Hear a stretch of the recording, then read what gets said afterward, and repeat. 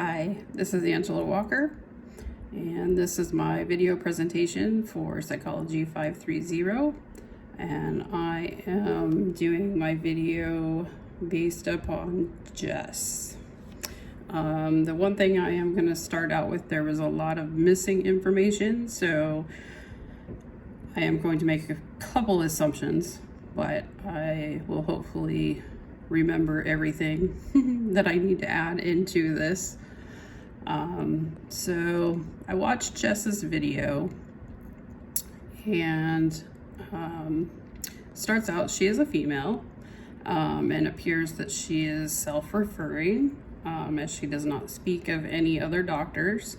Her age is unknown, so that is something I would want to find out. And it seems that she's looking for an understanding of her OCD and emetophobia, and possibly a medication request to deal with her anxious moments. The patient is seeking treatment to address alternatives to her compulsions and obsessions. She presents that she started with these symptoms when she was younger.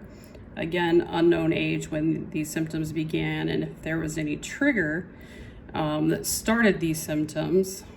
She said she didn't feel like she knew her identity until about 5 years ago. Since then, the patient feels she knows herself a little better and is more open about talking about her disorder to others. She presents with obsessive thoughts of getting sick and keeping herself clean. She fears vomiting. The patient deals with her obsessive thoughts by moving things and washing her hands to keep herself from getting sick. She is consciously aware that she needs not to touch things or step in certain places, or she feels that she will get sick. The patient states these thoughts run through her head continuously throughout the day. When she avoids the items that she feels will make her ill, she explains that her anxiety is relieved until she finds the next item that she feels will make her sick. She states she has good days and bad days, and on her bad days she won't leave her bed for fear of getting sick. And she wishes that those around her would ask her about her disorder so she can explain it to them so they can be more understanding, instead of her friends just avoiding the topic completely. The patient's spouse is there, and he is aware of her behaviors, and he is also very supportive. He's attentive to her good days and her bad days, and he steps in to help with her obsessive thoughts and helps around the house to keep it clean. The family history, the only thing that was given in the video was that the patient has been married for 13 years and no other family history is given. So I would ask the patient to obtain a thorough family history to see if there's any biological connections or anybody else in the family have OCD, or even any phobias. Her education and occupation history, again, was unknown. This was not brought up in the video. So again, I would question her to obtain that information. Is she missing work due to her bad days? And what's her highest level of education? Her social history, again, she's married and she's been with her husband for 13 years with a very supportive and understanding spouse. The spouse helps the patient express her thoughts and processing them.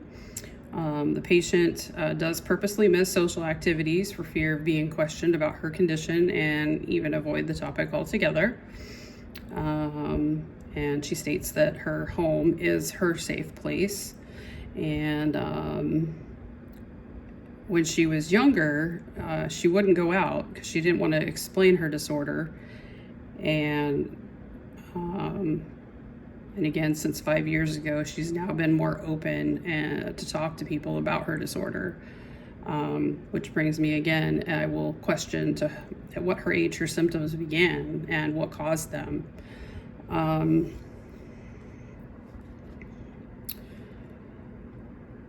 She said when she was younger, she felt like she was different from other people. And according to the DSM-5, the mean onset age of OCD is 19 and a half years old, and 25% of those cases start by the age of 14. The patient also complains of the fear of vomiting, as she does not want to get sick, so she will wash her hands to keep herself clean and is aware of what she touches.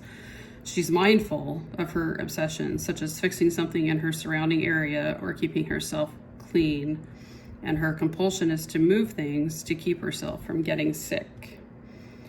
And these are things that she is consciously aware of. So my assessment is the patient appears happy and aware of her obsession and compulsions. The patient is also aware of her phobia of vomiting. The patient does not seem to be suicidal. The patient has a very supportive spouse who helps the patient work through her thoughts and uses distractions to help ease any anxiety present. The patient is aware that even though she has these thoughts and compulsions, she still may get sick, and she is aware that everyone with OCD is different and no two people are the same. The patient also states things got better 5 years ago, so I am assuming that the patient has gotten some type of therapeutic help. The patient has obsessions and compulsive. She has recurrent and persistent thoughts that are continuous throughout the day nonstop. These thoughts cause the patient anxiety, and the patient attempts to stop these thoughts by acting, by moving objects or cleaning her hands. The patient does engage in repetitive behaviors such as hand washing and moving items in the house. She will move things that don't seem right to her. These actions cause significant distress, causing the patient not to leave her bed. The subtype is symmetry and cleaning. She needs things to be just right, so she will fix things if they are not. The OCD the patient experiences is considered good. The patient is aware that her beliefs are not valid. The patient does experience panic attacks due to the thoughts of getting sick, which causes her distress in social areas of functioning. She fears getting sick, so she washes her hands. The patient has an intense fear and anxiety of vomiting, and the patient engages in intentional behavior to avoid getting sick so that she won't vomit. The diagnoses that I have are 300.3 F42, which is obsessive compulsive disorder, non-tic related, 293.84 F06.4, anxiety disorder due to another medical condition, 300.29 F40.298 is the phobia of vomiting.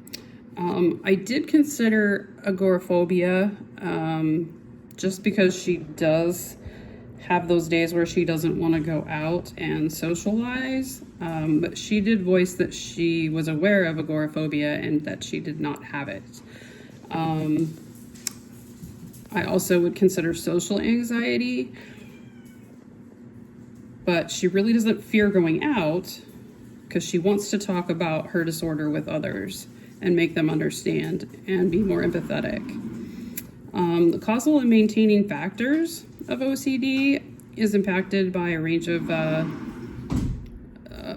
elements: genetic predisposition, environmental stressors, neurobiological abnormalities. The presence of genetic factors is notably influential in the emergence of OCD, with individuals having a familial history of the disorder being at a higher risk of developing it themselves.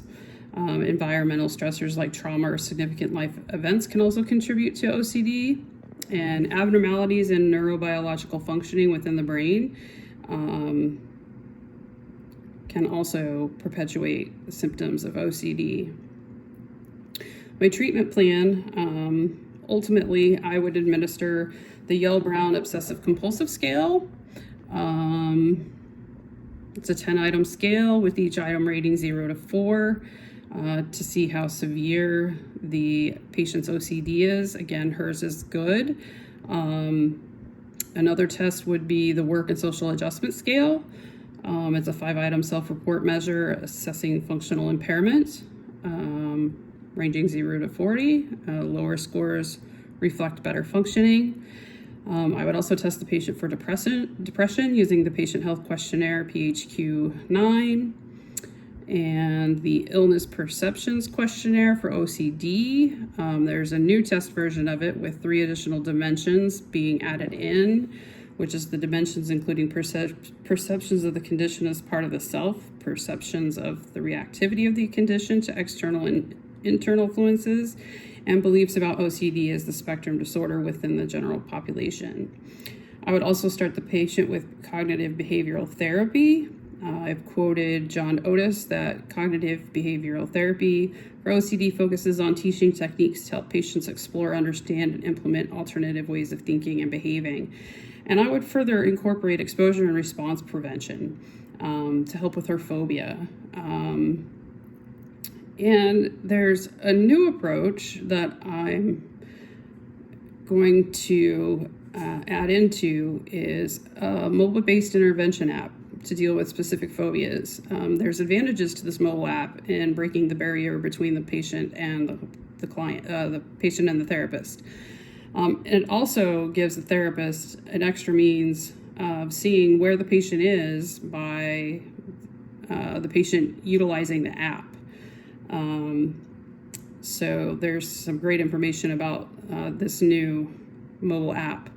My treatment progress for her, considering her OCD is good, I think her condition and the fact that she's aware of her condition and she has a very supportive husband, I say that her treatment program will be successful and she can learn new ways to deal with her obsessions and compulsions. And we can also help her cope with her phobia and maybe overcome the phobia. She appears happy and motivated to move forward, so I would see this as a promising treatment. Thank you again.